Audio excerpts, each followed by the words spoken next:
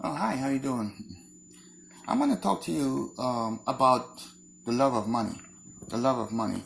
Now, Paul the Apostle mentioned the love of money in the book of First Timothy, chapter 6 and verse 10. Now, look what Paul the Apostle said. He says, "For the love of money is the root of all evil, which while some coveted after, they have erred from the faith and pierced themselves through with many sorrows."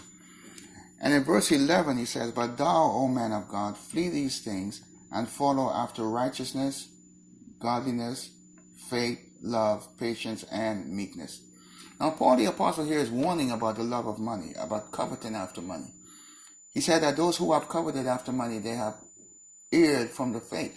So coveting after money will cause many to err from the faith. Not only will it cause many to err from the faith, but it will also bring a lot of sorrows in a person's life. He said they have pierced themselves through with many sorrows. Now the word love here, it actually comes from the Greek word philagoria. Philagoria. Now the word philagoria, it actually means to be covetous towards money. It means to love money, it means to be covetous. And it also contains the word avarice, which actually means to be extremely greedy for wealth and material gain. So Paul the Apostle is talking about people who are greedy for wealth and material gain, people that are coveting after money. He said that it will bring many destructions in their life. Now, in the time of Paul, while Paul was operating in his ministry, there was some that was going around teaching that gain is godliness. In other words, they were relating a person's faith to the amount of finances they have. If a person was financially successful and doing well, they would consider that person to have great faith and that person to have a great relationship with God. But if a person was not doing well and was struggling or wasn't very, very wealthy or poor, they would consider that person not to have a good relationship with God. And they would consider that person not to have great faith. So they were relating faith to the amount of finances that the person had. They were teaching that gain is godliness. And Paul the Apostle said that this teaching was perverse. He said this is a perverse teaching. Now, in today's circle, you do have some that teach that.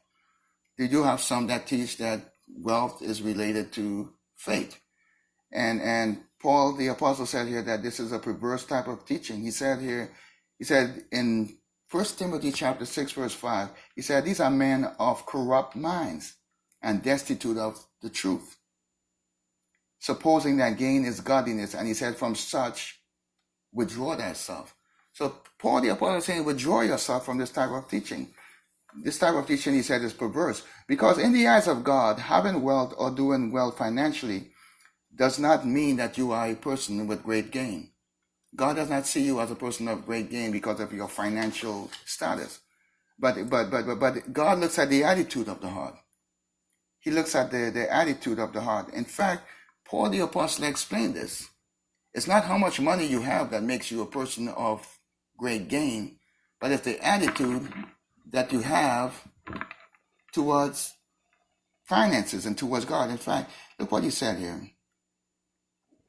He said in verse 6 and chapter 6 of 1 Timothy chapter 6, he said, "But godliness with contentment is great gain."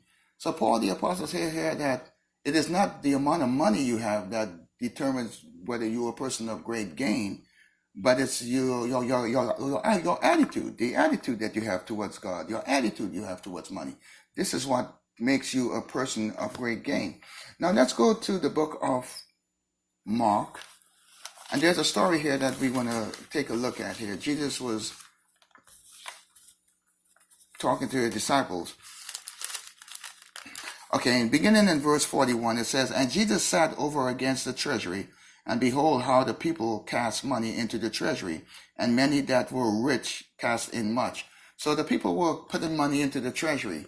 And as they were putting money into the treasury, Jesus was watching. He was keeping an eye on them. And he says here in verse 42, it says, "And there came a certain poor widow, and she threw in 2 mites, which make a filling. And he called unto his disciples and said unto them, he said, Verily I say unto you, that this poor widow hath cast in more in. She hath cast more in than all they which have cast into the treasury. For all they did cast in of their abundance, but she in her want did cast in all that she had, even all her living. So Jesus said this person, this widow, even though she only cast in 2 mites. Now you may say, well, what is a mite? What is a mite? Well, a mite is the smallest coin that a Jewish, it's the smallest coin in the Jewish country at that time. A mite was the smallest coin. And she had 2 mites. And the Bible said when she cast in those 2 mites was equivalent to 1 furling. A furling is less than a penny. In fact, a furling is 3/8 of a penny. So this woman gave 3/8 of a penny, and Jesus said that she gave more than all the rich people give. The reason why he said that is because of the condition of the heart. He was looking at the attitude of her heart. He was looking at the type of spirit that she had towards money and towards God. So God doesn't consider you to be a person of great gain because of the amount of wealth and the amount of money and the amount of finances you have, but he considers you to be a person of great gain because of your attitude towards money and your attitude towards God. In fact, in the book of James, chapter 2 and verse 5, it says here that God has chosen the poor of this world to be rich in faith. So God chooses the poor of this world to be rich in faith because of their attitude towards God, because they have the right attitude and the right spirit towards God. Now there's another story here we're going to take a look at. It's in the book of Luke. And in the book of Luke chapter 12, beginning at verse 16. Now Jesus spoke a parable about a rich man. Now this rich man had a vineyard, and in his vineyard he had many trees and so forth, and he had many he had many of these barns which he kept the food. And what happened during harvest time, he had so many fruits that he did not have any place to put all these fruits. So what he said is, I'm going to tear down my barns, and I'm going to build new barns. He decided to build new barns to store all his food. And he said, I'm going to pat myself on the back, and I'm going to eat, drink, and be merry because I have enough to last me for the whole year. And God said unto him, thou fool. He said, tonight your soul is going to be required of you. And then Jesus said about this rich man, he said, and so is he that lay up treasure for himself and is not rich towards God. So this man, he was rich.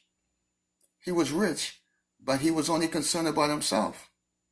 He was only thinking about himself. He wasn't thinking about God or anybody else.